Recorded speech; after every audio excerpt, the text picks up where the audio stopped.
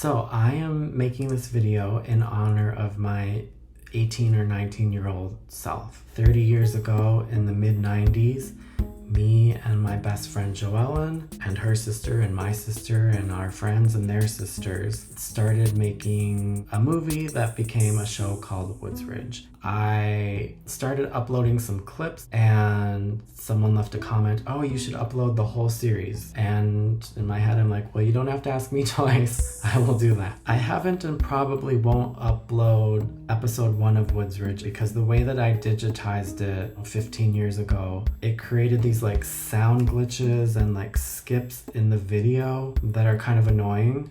What more can you do? Haven't you done enough already? Well, I have to get out here. So when I started uploading WoodsRidge to YouTube, I started with episode 2. The first year that episode 2 was on YouTube, maybe 8 people watched it. I was like, well, should I really upload episode 3? But I did. And then, I don't know, there were hundreds or maybe 1,000 people who watched episode 3. And once I had uploaded episode 6, it got 23,000 views. So I'm just here to reconnect to and have fun with that 19-year-old Scott Reese. How did WoodsRidge start? And what were we thinking about when we made that first episode? So it was my senior year of high school, and we had to do some sort of school project or maybe group project on a morality tale. A story where someone had to make a very difficult decision, where the choice between A or B or right versus wrong was hazy and foggy. So we had some other ideas that were kind of more like socio-politically oriented, sort of timely of the time in the 90s. But we also had this idea to do a Dark Shadows inspired project. There was a 90s revival Dark Shadows series on when I was in 9th grade. You know, I was too young at the time to know about the 60s soap opera, but I really liked that NBC show. And a couple times before WoodsRidge, we already sort of adapted Dark Shadows in my mom's basement in Minnesota in our low budget, no budget way. We did it once when I was in 9th grade. It's not worth remembering. You must be Victoria, the new governess. And then we tried to do a Dark Shadows inspired movie again in 11th grade, the fall of 11th grade, and do a movie called Collinwood. We started making Collinwood, but after 5 minutes, we abandon it and we make a silly movie called Woods Watch, which was like Baywatch, but instead of everyone wearing red Speedos and bathing suits, they're wearing red clothes and they're patrolling the woods. You take this and shoot anyone you see who's not wearing red. So since we had never quite gotten this like Dark Shadows inspired film to really work for us or click or turn into something that we ever really wanted to watch more than once, we went at it again.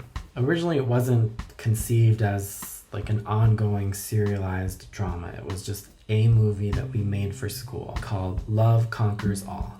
I don't entirely remember why we didn't just call our project Dark Shadows. And we were just kids, so we weren't really thinking about copyright concerns. We made movies all the time that were like directly copies of like Gem and the Holograms. Outrageous! I love it. Or Charlie's Angels. I'm going to be going undercover as a waitress in the restaurant. We didn't directly copy everything about Dark Shadows right away. In Dark Shadows, there's a spooky mansion called Collinwood. Ours got changed to WoodsRidge. There was a matriarch of the family in Dark Shadows called Elizabeth Collins Stoddard. We changed ours to Phyllis Knight Woods. There's a French maid who's sinister in Dark Shadows named Angelique.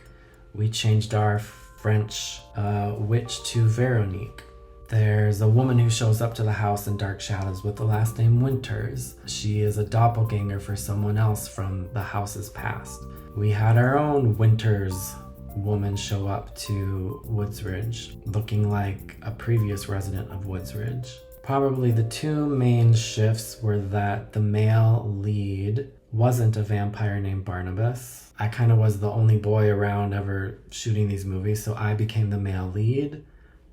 I was Jacques and I wasn't the vampire. The vampire switched to a distant cousin, initially kind of sassy and sultry and eye-rolly, named Celine, and she gets cursed with being a vampire. Soon enough, we knew the heart or the climax of the movie was going to be a woman having to choose between true love with a man and saving the residents of this dark house.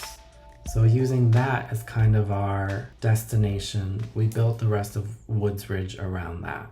You know, we were kids with no budget, so there were a lot of things rough around the edges about a lot of things we made as youngsters and in this first episode. But all of art and filmmaking and independent filmmaking is about doing what you can with what you have where you are.